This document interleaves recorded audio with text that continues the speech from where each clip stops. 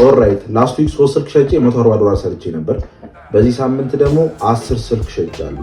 በዚህ ሳምንት የመጀመሪያው ቀን ላይ የገዛው ስልክ አክቹሊ 2 ስልክ ነው የገዛሁት፣ አይፎን 12 እና አይፎን 13 ሚኒ። አይፎን 12 አሪፍ ኮንዲሽን ላይ ነበር፣ ግን አይፎን 13 ጀርባው የተሰበረ ስክሪኑ ክራክ ያለው ምናምን ነበር። እሱ ጥሩ ዲል አልነበረም፣ ግን አንድ ሻጭ ነበር አንድ ላይ ነበር ስልክ የሚሸጠችልኝ እና ሁለቱን አንድ ላይ $350 ነው የገዛኋት። $350 ነው የገዛኋት። ከዛ አይፎን 12ን በተገዛውበት ቀን $250 ሸጥኩት። አይፎን 12 ማለት ነው። እንግዲህ አቬሬጅ ካረጋችሁት እያንዳንዱ ስልክ $175 ነው የገዛሁት ማለት ነው። አይፎን 13 ሚኒው እና 12። ከዛ በኋላ አይፎን ሚኒውን በነጋታው የተሰበረውን $210 ሸጥኩት። እንግዲህ እንዳልኳችሁ አቬሬጅ ካረጋችሁት $175 ከሆነ ትርፉ $35 ነው የሚሆነው ማለት ነው። ስለዚህ ደምሩት። መጨረሻ ላይ እንደምርላችኋለሁ። ደምሩት። የመጀመሪያ ቀን ይመስላል። ከሁለተኛ ቀን ላይ አይፎን 13 ሚኒ ልክ እንደ መጀመሪያ ቀን እንደገዙት አይነት ሆኖ ምንም ጀርባ ያልተሰበረ ክራክ የሌለው ምናምን $200 ገዛው። እሱን የዛው ቀን $280 ሸጥኩት። ከዛ ሶስተኛ ቀን ላይ 2 አይፎን ፕሮ ማክስ ገዛው።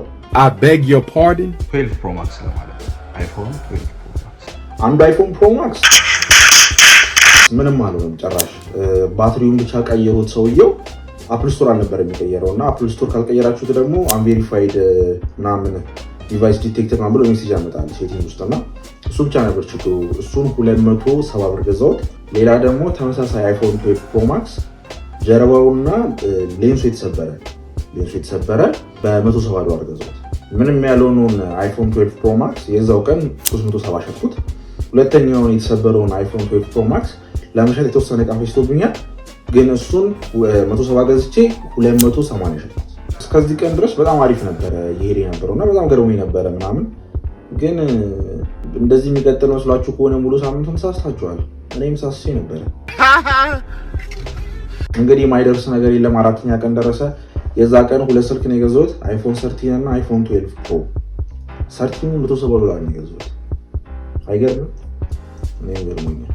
200 ነበር ፖስት ያደረገው 79% ነበር ባትሪ ሄልዙና ከዛ እሱን በሱ ተከራክሬ 170 እንዲሸጥልኝ ያደረኩት። እሱም 370 ነው የሸጥኩት ኢቤይ ላይ። ኢቤይ የሚወስደው ፊ ያለ መጨረሻ ላይ ካልኩሌት አድርጌ ስንት እንደወሰደ ነገራችኋለሁ። እንግዲህ ኢቤይ ላይ ሁሉም ስልክ ኢቤይ ላይ አይደለም የሚሸጡት፣ ፌስቡክ ላይ እና ኢቤይ ላይ ነው የሚሸጣቸው ስልኮቼ። ግን መጨረሻ ላይ ካልኩሌት አድርጌ ስንት እንደሆነ ነገራችኋለሁ። ሁለተኛው ስልክ ደግሞ አይፎን 12 ፕሮ 230 ገዝቼ 340 ሸጥኩት። ከዛ አምስተኛ ቀን ላይ ደግሞ አይፎን 12 ባግላሱ የተሰበረ $75 ገዛሁት። አይፎን 12 $75። ባግላሱ ክራክድ ነውና ክራክድ ሳይሆን ዳሜጅድ ነው። ካሜራው ላይ ምንም አይነት እንትን አይፈጥርም፣ ግን በጣም ርካሽ ነው ይሄ የገዛሁት። እሱን $150 ሸጥኩት።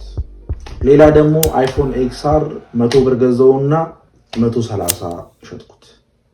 $30 ብዙ አይደለም፣ ግን ዊን ኢዝ ዊን። ከዛ ልክ 6ኛ ቀን ሲደርስ ስልክ የሚባል ነገር ጠፋ። የለም ብፈልግ ስልክ የሚባል ነገር የለም። አይ ስልክ አለ፣ ግን ትርፍ ያለው ስልክ የለም። ከዛ 7ኛ ቀንም ደረሰ ተመሳሳይ። 7ኛ ቀን ላይ ስቸኩል የሆነ ስልክ ገዛውና አይፎን 13 ፕሮ፣ ግን ትርፍ የለውም። ዝም ብዬ ነበር በቃ ላይ 2 ቀን ጠፍቶ ስለነበረ ቸኩዬ ማታ ላይ ነው የገዛሁት። ላይ ከመሸ 1 ሰዓት ላይ 2 ሰዓት ላይ ማታ ማለት ነው። 7ኛ ቀን ላይ አልቅስ። ከዛ $300 ገዝቼ ስንት ሸጥኩት? $300። ኤኒዌይስ 2ቱ ቀንም ባልሰራም ያው 7ቱ ቀን አለቀ። አሁን ስንት እንደሰራው ነግራችኋለሁ። ኦኬ። በዚህ ሳምንት አጠቃላይ የሰራሁት $785 አጨብጭበናል። ግን ኢቤይ ፊ ይወስዳል ብያችሁ ነበር። $785 እንዳለ ፕሮፊት አለ። ኢቤይ $79 ወስዶብኛል።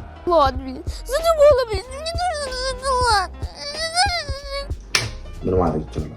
እንግዲህ ኔት ፕሮፊት ያገኘሁት $706 ነው በዚህ ሳምንት። እንግዲህ $640 የነበረው ወደ $1346 አድጓል ማለት ነው። በዚህ ፍጥነት ከሄደ 3 ወር አይፈጅም 3000 ብር ለመድረስ።